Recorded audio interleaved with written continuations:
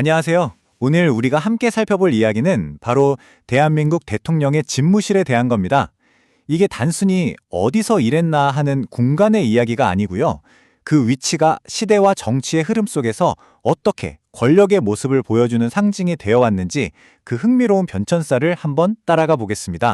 맞아요. 왜 이렇게 계속 자리를 옮겨야만 했을까요? 이건 그냥 건축이나 인테리어의 문제가 아닙니다. 그 밑바탕에는요, 권력을 어떻게 바라볼 것인가, 국민과는 어떻게 소통할 것인가, 또 국가의 정체성은 무엇인가에 대한 아주 깊고 치열한 고민이 담겨 있거든요. 자, 그럼 그 첫 번째 장소부터 한번 시작해 보죠. 모든 이야기의 시작은 우리가 좀 아픈 과거로부터 물려받았던 한 건물, 그리고 그 이름에서부터 출발합니다. 반드시 바꿔야만 했던 그 이름이요. 첫 대통령 집무실의 이름은 바로 경무대였습니다. 사실 이 이름이 조선시대에도 있었던 유서 깊은 이름이긴 한데요. 하지만 우리에게는 그보다 일제강점기, 조선 총독이 머물렀던 관저, 바로 그 기억이 너무나도 선명하게 남아있는 이름이었죠. 그러다가 4.19 혁명이 일어나면서 상황이 바뀝니다. 이 경무대라는 이름이 이승만 대통령의 권위주의 통치, 심지어 독재의 상징처럼 여겨지기 시작한 거죠.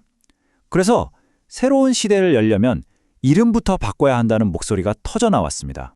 그래서 1960년 윤보선 대통령이 아주 멋진 결정을 내립니다. 그 어둡고 권위적인 느낌의 이름 대신에 건물의 가장 아름다운 특징인 저 푸른 기와를 따서 청와대라고 이름을 새로 짓자고 한 거죠. 와, 이건 정말 이름 하나로 과거와의 완전한 단절을 선언한 굉장히 상징적인 순간이었습니다. 그런데 이 청와대도 처음부터 지금 우리가 아는 그 모습은 아니었어요. 계속해서 진화하고 또 변화했죠. 이 흐름을 보시면 참 재미있는데요. 각 정부가 들어설 때마다 이전 시대의 유산 위에 새로운 건물을 하나씩 더하면서 지금의 청와대 경내를 완성해 나간 겁니다. 그리고 마침내 김영삼 대통령 때 일제 총독관저였던 옛 본관 건물을 철거하면서 과거의 잔재를 완전히 지워내게 되죠. 자, 이제부터 이어질 논쟁을 이해하시려면요, 이 청와대의 공간 배치를 꼭 아셔야 합니다. 먼저 가장 상징적인 건물이죠. 국빈 맞이하고 큰 행사하는 본관이 있고요. 그리고 대통령과 비서들이 진짜로 일하는 사무공간, 여민관이 있습니다. 마지막으로 기자회견이 열리는 프레스센터, 춘추관이 있죠. 중요한 건 뭐냐면 이 세 공간, 특히 대통령이 있는 본관과 참모들이 있는 여민관이 꽤 떨어져 있었다는 사실입니다. 이게 바로 다음 이야기의 불씨가 돼요. 네, 바로 그 공간 구조가 대한민국 정치사의 한 획을 걷는 아주 극적인 대통령 집무실 이전의 가장 큰 이유가 되었습니다. 지금부터 그 이야기를 한번 해보죠. 윤석열 대통령 측에서 제기했던 문제는 이거였습니다.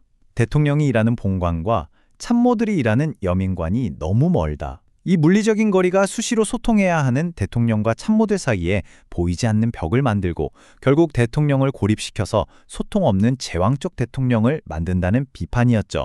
그래서 내놓은 해결책은 정말 파격적이었습니다. 아예 집무실을 용산 국방부 청사로 옮기자. 대통령, 참모, 국가안보실까지 모두 한 지붕 아래에 모여서 수시로 얼굴 보고 소통하게 만들자는 거였죠. 제왕적 대통령제의 상징인 청와대를 벗어나고 그 공간은 국민에게 완전히 돌려주자. 이게 바로 용산 이전의 핵심적인 명분이었습니다. 하지만 이 용산시대 개막은 또 다른 거대한 반론에 부딪히게 됩니다. 이번에는 반대로 용산 이전이 오히려 새로운 문제를 만들었으니 다시 청와대로 돌아가야 한다는 주장이 나온 거죠.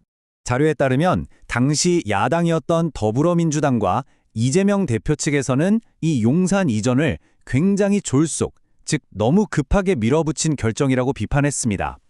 이 과정에서 국방지휘체계의 공백이 생기는 등 국가안보에 새로운 위험을 만들었고 국정 운영에도 비효율을 낳았다고 본 거죠. 그래서 내세운 해결책은 청와대로의 복귀였습니다. 안보 문제를 해결하고 또 집무실과 관저를 다시 합쳐서 업무 효율성을 높이자는 주장이었죠. 용산 집무실을 유지하고 경호하는 데 드는 막대한 비용을 줄이는 것도 중요한 이유였고요. 무엇보다 청와대가 가진 역사적 상징성을 회복해서 국정을 안정시키는 게 중요하다는 논리였습니다. 자, 이 표를 보시면 두 관점의 차이가 명확하게 보이죠? 용산시대의 철학이 개방과 소통을 최우선으로 했다면 청와대 복귀 철학은 안정과 효율을 더 중요하게 생각한 겁니다. 결국 대통령이 어떻게 일해야 하는가에 대한 근본적인 시각 차이가 이 집무실 이전이라는 사건으로 드러난 거죠. 그런데 여기서 정말 흥미로운 지점이 있습니다. 청와대 복귀 계획이 그냥 과거로 완전히 돌아가자는 게 아니었다는 점이에요. 웅장하고 상징적인 본관이 아니라 참모들이 모여있는 여민관을 주 업무 공간으로 삼아서 용산시대의 장점이었던 신속한 소통은 그대로 유지하려 했다는 거죠. 일종의 하이브리드 모델이라고 볼 수 있겠네요. 자, 이렇게 경무대에서 청와대로, 청와대에서 용산으로, 그리고 다시 청와대로 이 끊임없는 움직임을 보면서 우리는 대체 무엇을 읽어내야 할까요? 결국 대통령 집무실의 위치는요, 단순한 건물의 주소 이상입니다. 그건 바로 리더가 가진 정치 철학, 그리고 국가를 어떻게 이끌어가겠다는 비전을 눈에 보이는 형태로 선언하는 것과 같습니다. 과거와의 단절이냐, 안정적인 연속성이냐, 아니면 소통의 방식이냐, 그 모든 것이 공간의 선택에 담겨 있는 거죠. 네, 그렇습니다. 대통령의 집무실은 그냥 일하는 사무실이 아니에요.